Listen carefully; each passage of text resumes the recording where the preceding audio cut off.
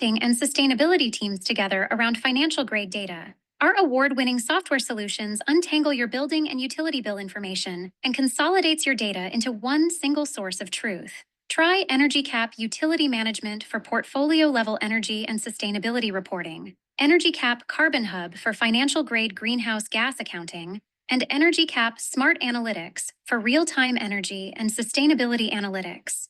EnergyCap helps customers who are drowning in paper bills, manual processes, and cumbersome spreadsheets and enables them to execute, analyze, and report on the energy and decarbonization projects needed to create a more sustainable world.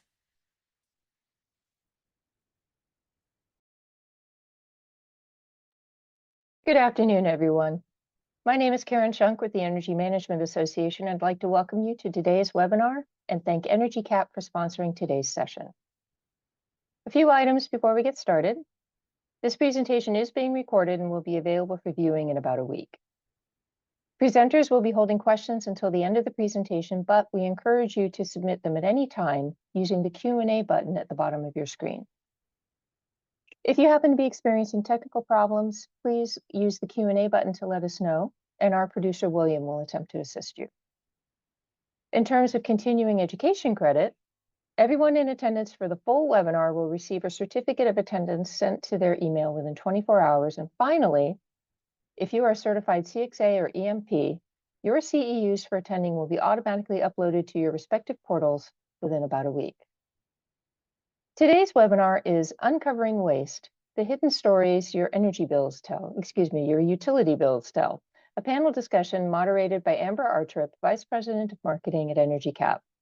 Amber's based in the Bay Area, although she's stuck here in DC today, thanks to the weather. She has over a decade of experience in the energy and sustainability software industry, where she's committed to fostering a sustainable and equitable future. I'll hand it off now to Amber to introduce today's panelists. Amber? Thank you so much, Karen. And thank you to everyone who's tuning in. I'm looking at the participant numbers continuing to rise, well over 150 folks on the call today. So thank you so much for joining us. I am so excited about today's session. We are going to be talking about what we really value and appreciate the most here at EnergyCap, which is utilizing utility bill data to uncover savings, prevent waste, reduce your energy consumption, and more importantly, save some serious money. And I'm not going to talk for long because you probably don't want to hear from me, but we have two really great customers of ours who are going to share exactly how they are using software and technology and best practices today to do just that with their utility bills. So I'm so excited to be joined today by Marcus Inter from CSU Fullerton. He is the utility and energy analyst there, as well as Carly Kupka from UC San Diego, also the utility and energy analyst. Marcus, will you go ahead and tell the folks a little bit about yourself? Yes, thank you for having me. So yes, I'm Mark Center. I'm at the CSU Fullerton, Cal State Fullerton. I've been here since 2022. I started my energy management career in about 2015 as a consultant for K through 12 schools. About 2018, I moved over to public K through 12. And then in 2022, I transferred over here to a campus I know pretty well, Cal State Fullerton. I've been here since. I love it. Thank you so much, Marcus. Carly, off to you to give a brief intro on yourself. Yeah, I'm Carly. I'm the utility and energy analyst at UC San Diego. I'm from Oregon, and I graduated from the University of Oregon with a graduate degree in sustainability. Was working in stormwater management, and then got a job opportunity to come to UC San Diego as a utility and energy analyst. So they took a chance on me with very little utility and energy background. And I came here in 2017 and been here ever since. So stoked to be here. Thanks for having me. Thanks for being here. And so we've got two really great higher education stories today for you guys, but I think that a lot of what we're going to talk about can translate across all different industries. But super excited, especially as a California girl, to have a couple of great California universities represented on today's session. So let's move on We're going to talk a little bit today about specifically utility data management, how these two organizations had previously been managing their utility bill data and how that has changed and how they're operating today, how they use utility data to identify waste, and how to detect anomalies and inefficiencies in their operations using utility data. And finally, we'll end with how do you take all of this good work that you're doing and share it with the key stakeholders who oftentimes carry the budgets, the key to the budget. So we'll get into that. And at the end of the session, we will have time for a Q&A. So please feel free to drop your questions into the chat as we are going along. We'll get to as many as we can. Before we start today, we're going to do a quick little poll. We want to understand, how are you, the folks who are on the call, there's 170 of you, how are you tracking utility bill data today? Maybe you're not tracking it today. Maybe you're tracking mostly in spreadsheets. Maybe you're using software, which is great. Or maybe you have a blend of software and spreadsheets. So go ahead and just, we'll take a minute here to get a pulse for the folks we have on the call, which will kind of help us in our talk track and make sure we can relate to you.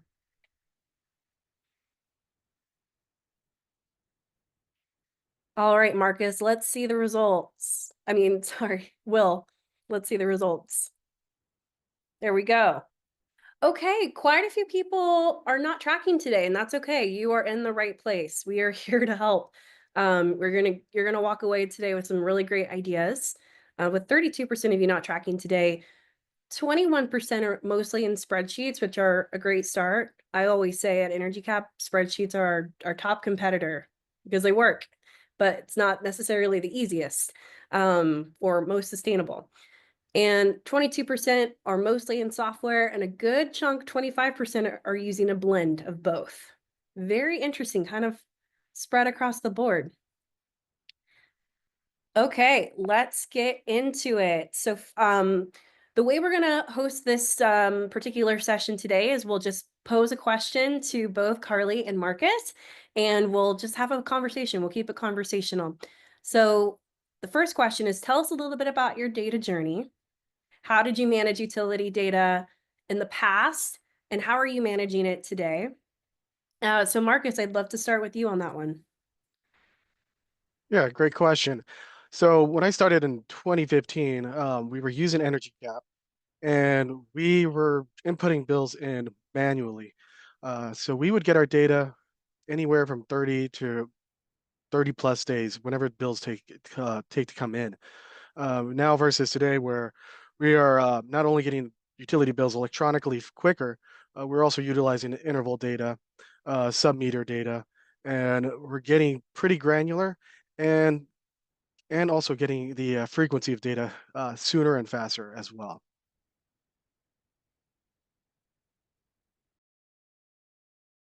Sorry, I was on mute. Carly, why don't you tell us a little bit about your journey?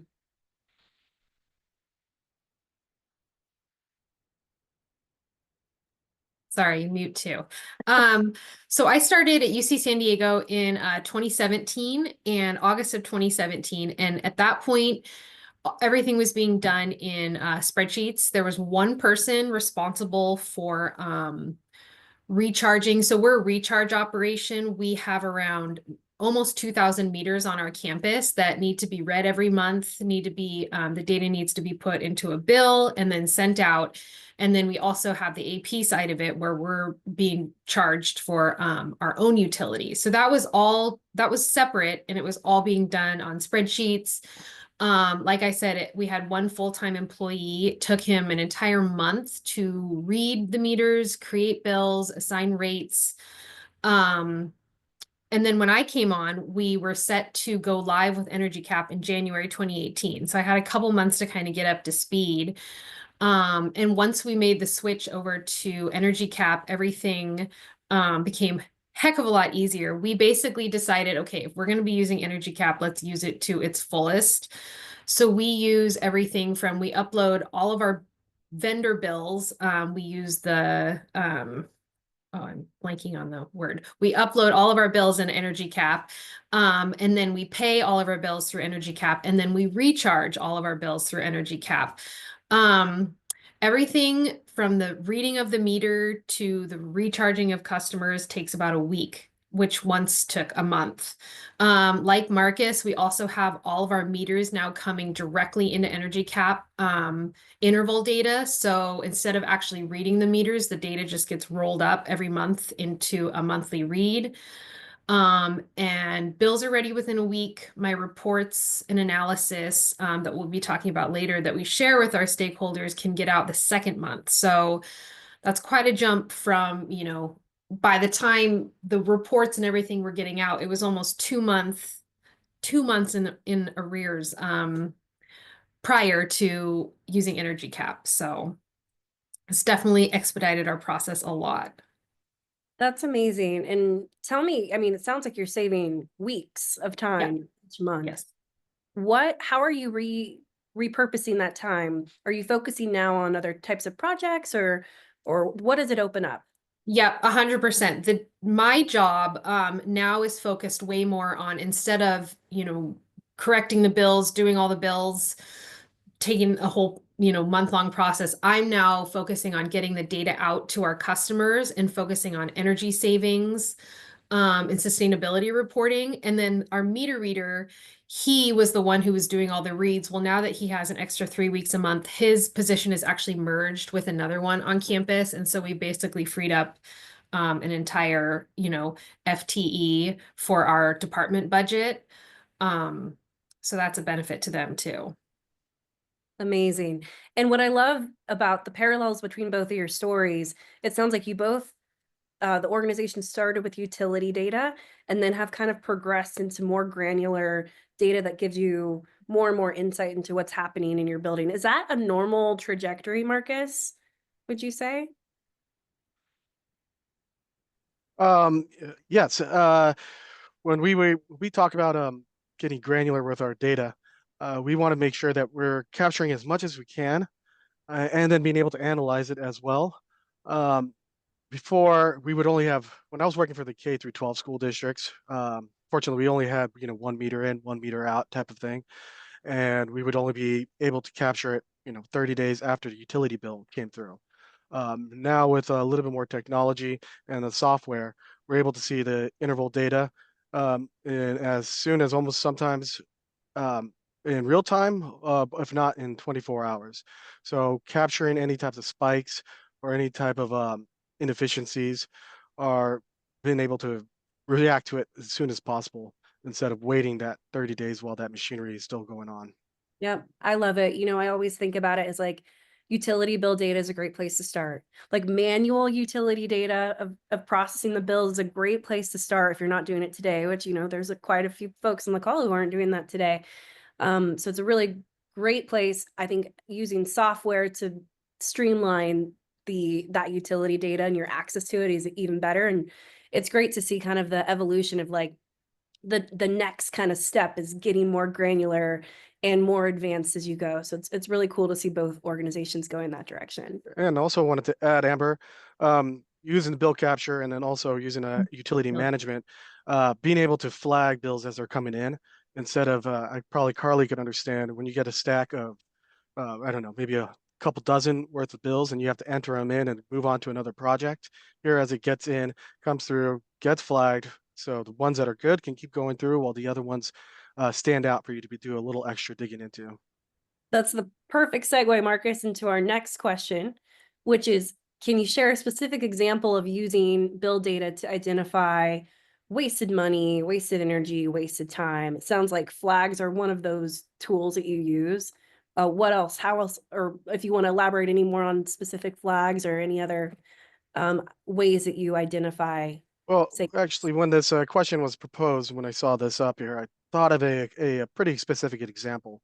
Here on Cal State Fullerton, we have a Trigen, a natural gas turbine engine, and 2 absorption chillers to recover the waste heat. On a biannually basis, we have to get that maintained and fixed up. And so prior to my coming over here, it would be just done on periodically on the regular basis, without the thought of how much impact with downtime of having that Trigen down would cost on our grid electricity. Um, looking through the data, the utility bill data, I was able to look at, how much demand charges were being acquired, time of use rate charges were being acquired just for this 2 or 3 day period that it was down, and then shifting that maintenance plan shutdown for a low demand segment of our school year. So on on Easter or on a spring break or on a long weekend instead of on a really fully occupied portion of the semester. And that reduced some of our bills down, $50,000 to $60,000 bills on our main electric. Wow. Super, super impressive. Great, great example there. Carly, would you have any stories you'd like to share? Specific examples? Yeah, a very specific example came to mind for us too when I was posing this question. So we, like I said, we recharge data through Energy Cap, but we also receive our vendor bills into Energy Cap. They come in automatically via EDI. And the one little disconnect that we still have in our department that we're working on is our AP, our person who pays the bills, is a separate person than me. So a lot of times I don't necessarily have eyes on what she pays before it gets into Energy Cap. We have since changed that, but at this time, it was back in September of last year, I think, or maybe earlier. At this time, I didn't have eyes on what she was paying. And we've been having some issues with one of our vendors, and one of our vendors tried to bill us on a water leak that happened on their side of the meter. Yet they included all that usage and costs on our side. And we ended up getting a bill for almost $1 million over when it shouldn't have been even close to that. And in Energy Cap, when it comes in, you can spot it like instant. You could see it. Oh, is that the example we have here? Yeah, if you Yeah, want to let me show share it. it. I Yeah. mean, it's just a silly little picture, but like I could come here and easily see like, whoa, something's not right. We went back to the city. We were able to discuss, that wasn't our leak, that was your leak, and they of course refunded us. This is actually a housing and dining meter, so they were stoked to get that money back. So that was $1 million savings right there. And yeah, as Marcus mentioned, we also track real time, well, close to real time. Like he said, we're about 24 hours behind as well. But we also track water leaks on an ongoing basis. Water is a lot easier to track. We want to do the same for energy as well. But water right now is you can catch a water leak in real time. And since we've started tracking we started tracking in 2017, but since we've started collecting our savings, our potential savings, I think since fiscal year 24, we've saved over close to 200,000. I think I have another visual here. Yeah, over 200,000 in potential water leaks had we not caught them. And the only way we're able to catch them is by looking at the live interval data in Energy Cap, seeing the spikes, sending out an email to the plumbers or to the irrigation people, having them get on it quickly, fix it, and then move on. So that's been really cool too. That's been highlighted a lot at UC San Diego because our water goals are pretty strict in amount of reduction, and this is definitely helping lead the way on that. Great stories. We love to see like concrete cost savings, especially in these types of dashboards. It's really great stuff. So let's move on. What methods do you use to detect anomalies in your utility data? Marcus, I'll pass this one on to you. All right. Yeah, I still do the same things I've been doing for about 10 years now. And that's the first time I get to an institution, I try to understand the operational hours, and just in general, how the institution works. From there, I look through our utility data, interval data, any sort of data that we can pull together to kind of determine a baseline of our usage. From then, it's lucky for me, I can kind of set my schedule so I could bookend either early mornings or in the evenings.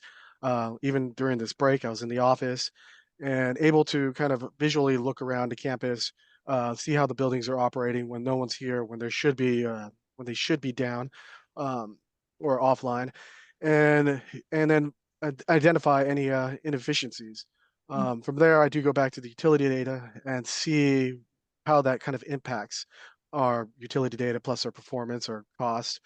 And then from there, I will either make some suggestions to certain stakeholders, or understand why is this equipment running at this point in time? Why are these buildings operating? Every institution I've been to has been a little bit more unique. Here at Cal State Fullerton, we produce quite a bit of power that we're not allowed to export. Sometimes we have to do a little bit of a burn. Um, Beyond that, there's certain things that need to be operating when we have like classes out in session. And we were talking as we were preparing for this, and I remember you were telling me a story about a slow pool leak. That Yeah, which seems to be a common theme of like these water leaks and being able to detect them just with monthly bill data. You want to tell us a little bit more about that? yeah. So a small water leak, and this was before my time. But if I look at the bills, you take away from like the seasonal fluctuations when, either the water polo or the swim team are playing, you could see this kind of creep of water usage going up and up and up, and kind of hidden behind different, rate changes, rate escalations. The cost is going up, but is the usage still kind of going up, creeping and creeping? Um, this was brought to, a couple different departments to kind of understand, has this been normal? Has this been how this operates? Until we finally decided and looked into it with a little bit more data help, that no, there is probably a leak going on in the pool. Sure enough, there was a leak, and it didn't take long until that leak started to grow even further and faster, which, putting the dollar figures behind how much is wasted, and presenting that to the right people made it a right choice to drain and reseal that pool. That's a great story. What about you, Carly? What methods do you use? Yeah, we've relied heavily on the audit flags that Energy Cap has. They are tailored to you can go in and you can tell Energy Cap what bills you want to flag, and how to flag them, so you can make it really sensitive, not so sensitive. So we kind of spent, quite a few months tailoring the flags. Sometimes we'd get flags that we didn't want, so we really fine-tuned it. Um, you can do this in spreadsheets too, in which we were doing before, variance reports. But what we really like about Energy Cap is that it's just so easy to see. It does it for you. So this is just a screenshot of our bill creation process. You can set up bill creation steps. You can see we have 21 of them, which is kind of a lot. You don't need that many, but we do it by commodity. So once the reads are all uploaded, then we go in and we'll create the electric submeter bills. And as you can see, it'll say 814 bills created, 48 of them have flags. So we'll go and go one by one. Some of the flags are pretty easy. You can filter by what kind of flag it is. But it's made it pretty streamlined for us to identify the variables and the variances. And it was before doing this, we had a lot of billing errors, just like a lot of vendors do. We have so many meters and there's only one of us, me.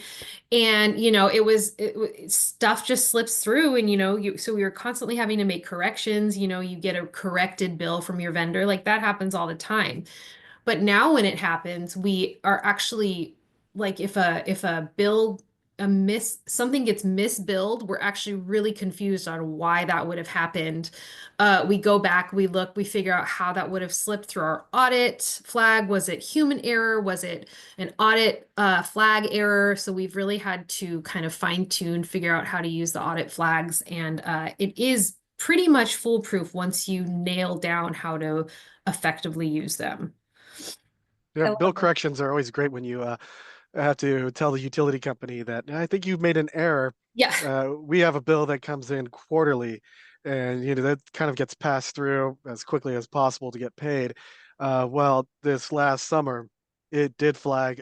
Energy Cap flagged it, and it's like, wait a minute, this is a lot more than the last couple quarter bills, and then we were able to get about a third of it back, which was about $36,000. Ooh, That's great. Yeah, I wonder like how many of those just mistakes go through the payment process, and these, these bad bills are getting paid just because there's not enough time in the day to review them all manually, right?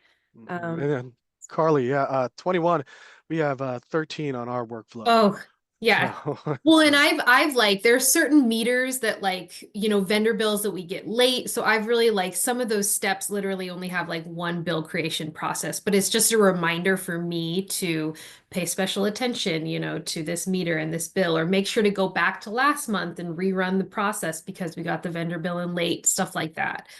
But it's really helped me keep track of those little, nuances and anomalies that I sometimes don't remember, month over month.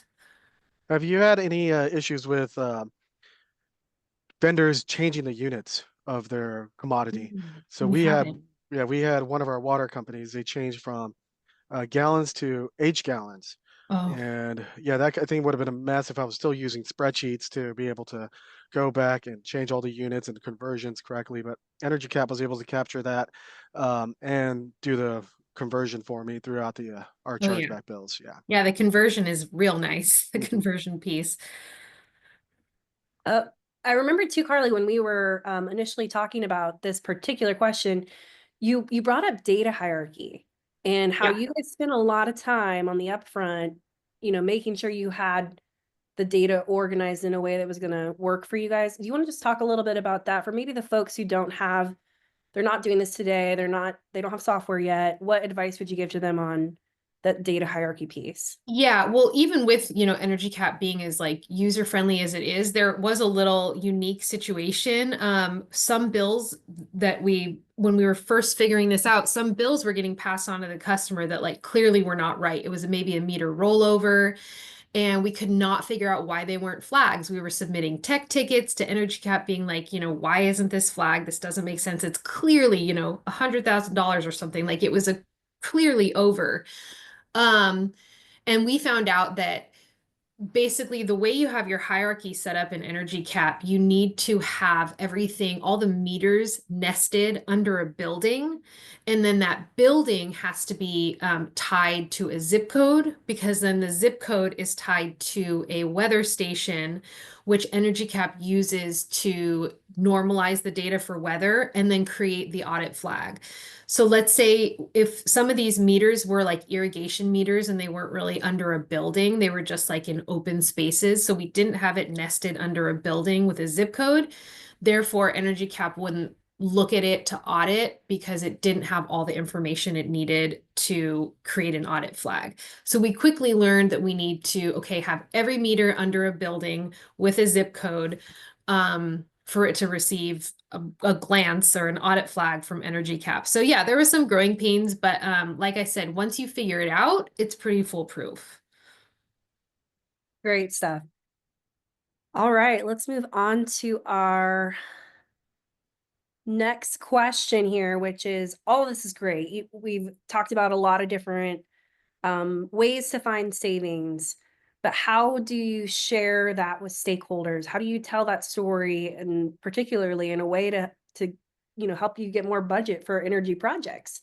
Marcus, I know we've been talking a lot about this, but I'd love your take on it.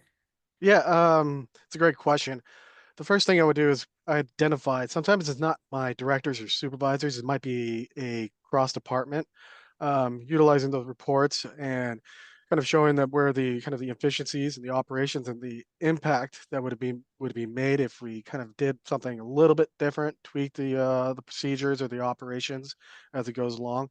But when we want to make institutional changes, and we're taking high level, especially when it comes to budget constraints, I really like that I've got on board with the RDBI, which links my utility management database to my Power BI, where I can not now it's gone from creating a PowerPoint presentation that's static and moving it along to actually something that's free flowing. I could show them in almost kind of in a fluid motion how much this is costing us and what would happen if we made these changes. One of the examples I have is that going back to our trigen, it's reaching its end of life. It's about 5 more years into a 30-year lifespan. and it really helps us out with our efficiencies on electricity. We pay about a third of a unit cost versus buying it from the grid, and I was able to this data, create some virtual meters in Energy Cap, um, tie it to the average unit cost of our grid electricity, and subtract what we have to pay for to maintain and operate the trigen, and show how much more we would be spending if we bought all our electricity straight from the grid. And that was a simple calculation. It could probably go into even more depths, but even with that, we were surpassing how much we pay in maintenance charges, operational charges, and still breaking on a profit. So I'm hoping here in the future we'll be able to continue the lifespan of that trigen just by showing the value of it. Yeah, and I'll just add, beyond just particular projects, Marcus is a pro at building a business case. He's teaching our team a thing or two about building a business case, and so in a few weeks we'll have some content inspired by Marcus on if you don't have Thank energy you. and sustainability software today, how to pitch it. And Internal folks. yeah, and I'll go to the people that are still using spreadsheets. I can feel your pain. So my background is in data. My background is in mathematics. So I'm really heavily into the data. And prior to being able to get RDBI, I would have take or utility management, either one of those. I would take my data from my energy management software, download into a spreadsheet, format it, calculate it the way I want, then upload it up to another software to do further analysis, which made me very nervous. Switching hands so many times, changing it up. If any calculation or anything was messed up, it would probably propagate um, through the entire software, through the entire process. So now that I have like RDBI and utility management, data is not moving as so much between one hand to the other hand. It's staying the same, and it's coming to me the way I want it formatted.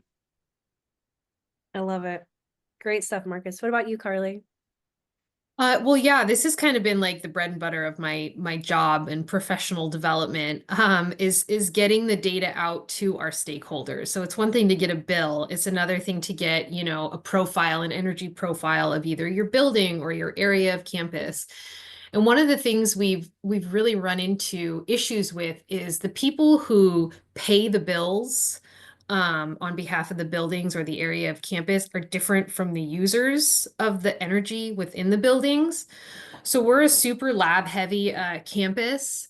And so the researchers and scientists within the lab buildings, pretty much the last thing on their mind is, saving energy, saving water. Yet we have these pretty strict sustainability goals that we're trying to meet. So the question is, how do we get into the actual users of the buildings to care about this? And the first step is just the data. Let's get the data out to them. Let's see how their lab building compares to another building, similar in size, or we'll break it down by square foot for them. Let's get them to care. We've created like a green labs program with incentives to incentivize change. But if they're changing, then they want to be able to see the change in the utility data. So that's kind of been our next frontier. I have currently taken it upon myself to, Marcus, it's a little old school, kind of like you said, but I am currently taking the Energy Cap exported data into an Excel spreadsheet and then uploading it into Tableau. Tableau is my visualization software of choice. However, I will say we are in the process of hosting Energy Cap data on our own private server. And once we do that, the communication between Energy Cap data and Tableau will not only be live, but it'll be seamless and automatic. So I'm really excited about that.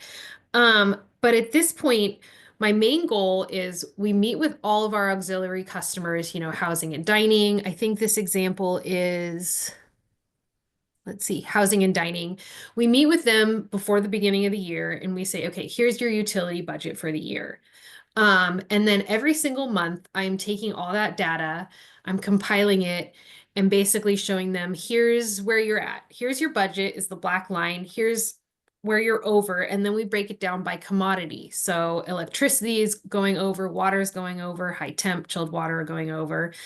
And then we break it down even one step further by building. Okay, which buildings are really driving that variance year over year? And then we can even go into the meters. So we try and present it to them in a high level, like here's why you should care, here's your budget. And then let's dig into what is actually driving that variance year over year. Being a university, we have so many different stakeholders. We have students who care about the energy usage, the Green New Deal, sustainability efforts. We also have Energy Cap provides public-facing dashboards. So we also utilize those where students can go in, or anyone, if they're public, but anyone can go in and just see the energy usage of their building. So it's kind of tailoring the reports to which stakeholder we're sharing information with. But yeah, at this point, those are the two avenues that we're sharing our data. Amazing. Yeah, we'll have to get access to that dashboard if we can share it with the folks after the fact. That'd be amazing. I don't know Yeah. dashboard, but that would be great. Yeah, I can definitely the Energy Cap one we can share because that's in our Blink. Yeah, that's public for everyone. So Love it. Well, are kind of jammed through our questions in our talk track, but we have a ton of questions coming in from the audience. So if you haven't dropped your question in yet, please do so now. But we've got quite a few to go through. A really good one here, I think, to start with, and I'll just ask the question and pose it to both of you. Can we talk about getting started? What if you only have 1 meter campus wide? How do I upload historical data? And like, do I need staff to upload and analyze that data? That comes from Natalia Paredes. Any of you have any thoughts on that? I think that's a common one, having only 1 meter on a campus. So yeah, I could probably relate to that. Being at the K through 12, usually only have 1 meter for each commodity going into the school. And then you're talking about uploading historical data.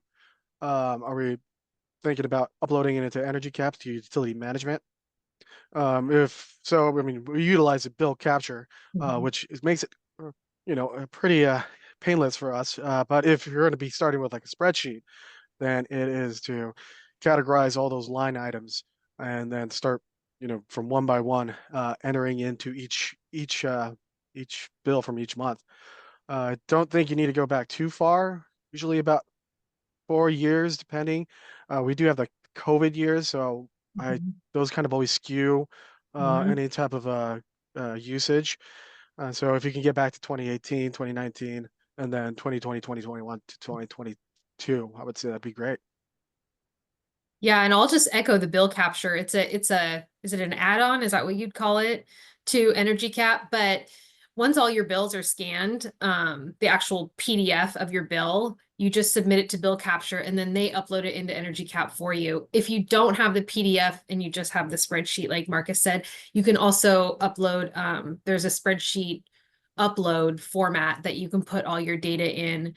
And yeah, you can do historical bills. You can go back as far as you want if you want to through bill capture. They'll upload all that for you. And then once it's in Energy Cap, that's when you can start analyzing. I will also say too, the reports that come from Energy Cap are like the bread and butter also for data analysis. You can run, how many reports are there? How many hundred? There's hundreds of reports, just instant, one click, you select the filters, but you could upload all your data and then run a report to analyze all that data for you. Some of the reports get spit out with graphs already, pie charts. I mean, it can make you look really smart without really having to do much. Spot on, Carly. Energy Cap's been around for 40 years, specializing in utility bill and energy management. And so those reports that Carly's talking about are 40 years of our expertise and of what we've heard from folks like Carly and Marcus and hundreds of other energy and sustainability leaders across the country. And what do they need? What do they find most helpful? And so we have a whole database full of reports that you can get access to. And then bill capture is our managed service offering for those who don't want to have to mess with utility bill data again, we can handle it for you. That's kind of my pitch for bill capture. So if you have any questions about that, visit our website, energycap.com. We can help you out. Yeah, I could say the bill capture helped us. When I started in 2015, there was no bill capture, and we were entering each bill one by one, line item by line item by line item, and that would take it would take a day, take 2 days, but it was time consuming, and you don't really analyze the bills when you're just loading them up in chunks. With bill capture, you could scan it, upload it, and then they'll take care of the any flags or any outliers. I love it. I've got another question here. For someone who is just beginning to review energy data, what are some first places I should start looking to find irregularities or billing errors? Well, I would start with understanding your baseline. Yep, that's exactly what I was going to say. Mhm. Uh, Finding where that baseline is and using like interval data, picking like the holidays or depending what your institution is, finding the off hours when everything is supposed to be off. When I first started doing energy audits, it was not, I was never really around when people were around. I was always around when no one was around because that's when energy was being wasted. I would say, while you're working, with your class, use all the things, all the tools, all the equipment that you need to use to get your job done. But once you're off the clock, that's when everything needs to be shut down. So looking at interval data, identifying the baseline, um, and going from there, doing some physical audits on your campus to see what's shouldn't be running. Yeah, I'll just echo what Marcus said. Identifying the baseline is one of the most important pieces. So what's normal use for your campus? Or not everyone's on campus, for your institution. And with that, you do need some historical. If you don't have any historical data, then getting the energy use or the utility data somewhere where you can start establishing a baseline. At the very least, try and get, a year's worth so you can start identifying seasonality pieces. And then, once you get a second year of data, then you can kind of compare the two and so on and so on. So understanding what's normal is kind of a good first step. Yeah, and understanding weatherization, yeah, like you said. Yeah, weatherization's a big deal too. Solid advice.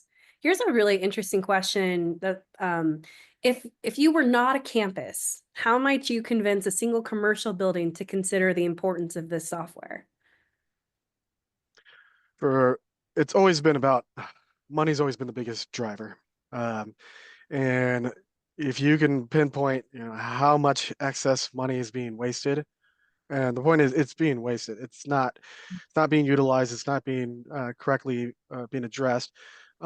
Showing how much more money they could save or how much more money they could avoid spending is the key. I know in energy cap and utility management, they have the cost avoidance and use avoidance. If that could be shown that this is dollars speak, if it can be shown that if you can save your money, I think a lot of people will be interested in listening.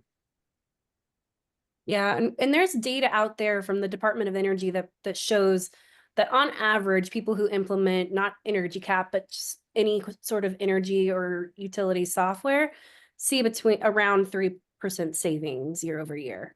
And then a year ago, we surveyed our customers to understand kind of how, since they've implemented energy cap, how they've seen savings. And most of our customers report 10% or more year over year savings. So, I mean, I would also look at your utility bill annual costs and just like to be safe, just say 1%. Let's say we'll save 1%. And how much is the cost of the software compared to that? And start to build your business case from there. And pretty guaranteed, you're probably going to see more than 1% savings. So it's a pretty. All right, we got a couple more questions here. For a campus that does not have a dedicated resource like Carly and Marcus, who could manage this process and provide the same level of value? It's a good question.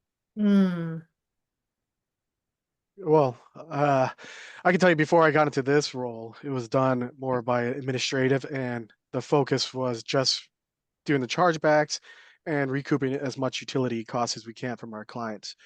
And once again, yeah, so it can be used by multiple different type of professions. I think I said this yesterday in our other chat. It's several different buckets I would put people in. Carly and myself would probably be the energy managers, the kind of data driven. Then there's facility managers, Mhm. operators that could utilize this as well, down to face forward sustainability managers, and then finally these um, uh, administrators that would be able to take advantage of it. It comes down to with the administrators, they could see the cost benefit of that. Operators can see the operational efficiencies. Sustainability managers, they are able to uh, give be able to present the what the goals and what has been done in the program and be able to visualize that and show it off. And then energy managers as well as us finding the inefficiencies. Yeah, I would echo all that Marcus said as well. And I will say before my position was created, we had a meter reader. So he was kind of the guy on the ground reading the meters, making sure the meters were running, getting electricians if a meter need to be fixed. And then business and finance department were the ones that were actually taking the meter data, creating the bills and spreadsheets and all that. So, anyone in the finance area could definitely benefit and use this type of software as well. Yeah. And I'll just add to that for some smaller organizations and campuses, there are also some energy consultants, ESCOs out there that can help you execute energy projects, and some that we partner with that use Energy Cap to execute their work. So that's also an option if you don't have anyone in-house to manage it. And if you want to make some connections to those types of folks, feel free to reach out to me. We can get you connected. So many questions, you guys. This is great. We got a question here. Have you had an opportunity to use this software in conjunction with a retro commissioning of a building that is using more energy than usual, and how did it go? Have you, Marcus? So yeah, I have one of my certificates is in measurement and verification, and I haven't been able to use it as much as I would like. But we went with the full suite of Energy Cap, adding the other software modules. One of them is Smart Analytics, and it has an MVP uh, built into it as well. And that's one concern that I've had while I've been here is our capital projects, new buildings that are coming online, or like the retrofits or retro commissionings of different floors, removing and replacing equipment. Uh, we were always taking the word of the contractor on its efficiency or what type of changes it would be making. So now with the with Energy Cap Smart Analytics, we have a new project going in with new heat exchangers into our central plant, um, with our trigen, and I'll be utilizing that to verify what we took out versus what we're putting in. Mhm. I believe option C of the M&V protocol, and so that will be that's going to be a great first time using that. And then also with our buildings, newer buildings that we're going to be demolishing. We're going to be doing a new student housing section. So we're taking out student housing phase 1 and putting student housing phase 5. Phase 1 was built in the late 90s. So you could tell it was just big concrete building, with not the greatest efficiency, with a newer building with solar panels and batteries on it. So it's going to be a big change, but the life cost, we need to do a life cost analysis. Are we going to be saving that cost and usage? Mm-hmm. Yeah, and I'll just add we're a fully self-funded department, so we have a separate financial model that basically all the cost of our cost to operate is built into our rates and all that. So that's like a whole other person's job that I work very closely with. The utility piece is just one piece of that. We also add in the maintenance and operational costs. But one of the biggest, our campus is going through a huge growth spurt right now. And one of the biggest factors in this model is the new buildings projections or the retro commissioning. And that's my job. So my job is to get, as close as I can to projecting what these new buildings are going to be using. And when there's, 50 new buildings coming online in the next 10 years, there's a lot to consider and a lot to factor in, or retro commissioning projects. So I'm in constant contact, with the CPMs, using our utility data baseline, inputting all that data into the model that we use separately, to track, where we're going to be in 10 years versus where we are now. And do we have the capital to cover it, and debt service and all that kind of stuff. So it's the energy cap and the utility management is just a small piece of that, but an important one, a very important one. Yeah, and I would add to that as well too. Sometimes it really does get overlooked quite a bit. Is we get this energy and this focus on building brand new buildings, but we don't think about what kind of impact that will have on our, not just our utilities, but so like us, we have 3 different power sources: grid, our trigen, and our solar PV. Can our thermal energy load, can we withstand that new load? Right. Or do we need to create a whole new Yeah. plant, or expand our plant? Yep, that's been a big part of it too. We actually just did a CUP expansion project because of all the load that we're adding. So yeah, good point, Marcus. Yeah, and it was funny. It's a thing that I've always, when I learned, the most efficient buildings are sometimes the dumbest buildings, if you want to call it The that. newest ones are the worst. Yeah, because they have so many smart, they're smart. They've got all the electronics. They got all these little gadgets. When I started, it was programmable thermostats. Yeah. Um, and now it was the best running schools were the ones that had twist timers, because they would Yeah. just they would turn off by themselves. Like what's old is new again. Should we just Yeah. revert back to Mhm. the motion sensor lights? And the Yeah, twist- serious. I love it. I got a couple questions here for you, Carly. One of them was on the screenshot. I see 3 bills covering the same period in February. If this is an issue, was it identified by a human or system? Let me see if I can find what they're talking about. Was it It was probably, no, probably the very first would be my guess. this one? This one, probably, right? Yes. So see the flags on the very far left? All these bills have been flagged. Likely, obviously the circle is telling us, there's a flag, there can be multiple flags for one bill.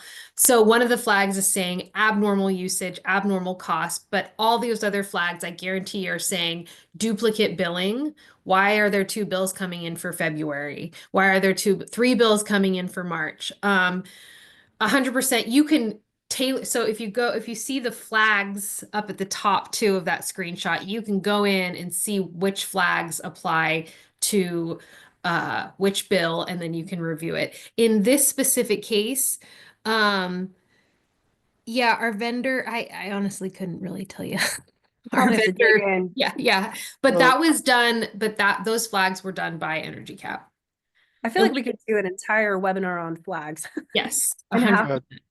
looking at that, it looks like February, the first one is a quarterly bill that came Sure, through. Yeah. totally. Yeah, you can see the bill begin and end date if I took the time to actually look at it. Oh, I'm sorry. No, that's the exported to GL on date. Sorry, I was looking at the wrong one. Yeah, that's when we exported it, but the bill beginning and end too. It looks like Energy Cap is putting both those as February, so then you could go and manually change it, to one of them be January, one of them be February, if you care, if you need to. Yeah, there's a lot you could do with that. Well, you guys, this is, we have one more question on this one actually, is how do you quantify the savings from a water leak? We said we identified $1 million. How do you quantify that? Oh, Number? on this $1 million one? I guess. Or water leaks in general. So that's that water leaks in general. Yeah. How do you quantify? How do you know how long, a water leak would have gone on? I think I'm actually not the one who quantifies that. Our meter reader / the guy who took on more responsibility is the one who tracks all that, but it's an estimate. So let's say this water leak were to go on, I think maybe he might use like a year or something. Let's say the water leak were to go on for a year. How much cost would that cost compared to us finding it now? So yeah, there's no good way to quantify a water leak. What if it went on for 10 years, like Marcus said in the pool? So it's just kind of a rough estimate on what we would have saved. But yeah, that's kind of unique. In this case, in the $1 million one, you can see the baseline. We should be charged, approximately 20 to 23,000 a month. It's pretty obvious how much it was over. So in those two cases, yeah. Perfect. Well, great stuff, you guys. We are out of time. We have a couple more surveys we'd like to ask you just to get some feedback. If Will, you don't mind throwing this up here, a quick question. Was this helpful? Yes or no? Just let us know. We want some feedback on how we can improve and keep creating great content for you guys. And thank you so much, Carly and Marcus. You guys are rock stars. I feel like we could do this for 3 hours and still have more things to talk about and more questions coming in. So I really appreciate it. All right, well, let's see. What does the audience say? Oh, 90%. Yeah, I'll take it. I'll take it. I love it. And then finally, Will, if you don't mind throwing this one up, we talked a lot about Energy Cap. And if any of you have questions or you'd like to talk to someone from Energy Cap, just go ahead and mark yes here, and we will follow up with you. If not, we will not. So please just let us know if you have any interest, and we'll follow up. And with that, Karen, I think I am set to pass it back over to you. And thank you, Wow. Carly. Well, thank you again. Or Well, Carly and thanks very Marcus. much. Yep. Sorry. Thanks very much, everybody. What a great discussion. A big thank you to all of you, to all the panelists, and then also, of course, Amber Artrip, and to our sponsor, Energy Cap. I just want to draw your attention, everybody in the audience, to this slide that's up right now. If you're interested in learning more about the Energy Management Professional, which is a certification that EMA manages, please let us know. And we are holding our annual in-person EMP seminar plus exam at CX Energy, April 28th to 29th in Charlotte, North Carolina, in conjunction with CX Energy. So thanks again, Energy Cap, Amber, Marcus, Carly. It was a great discussion. We really appreciate it. And this will be up and available on the EMA website within a week, probably by this Friday, actually. And we'll send out an email to everybody letting them know when it's up. And if for some reason you weren't in this session for, I think it's 75% of the length of the session, then you can get that CEU by taking the quiz on the website, and you'll get your CEUs. So thanks again, and that's a wrap. Thank you, Karen, and thank you to everyone online Thank you, for everyone.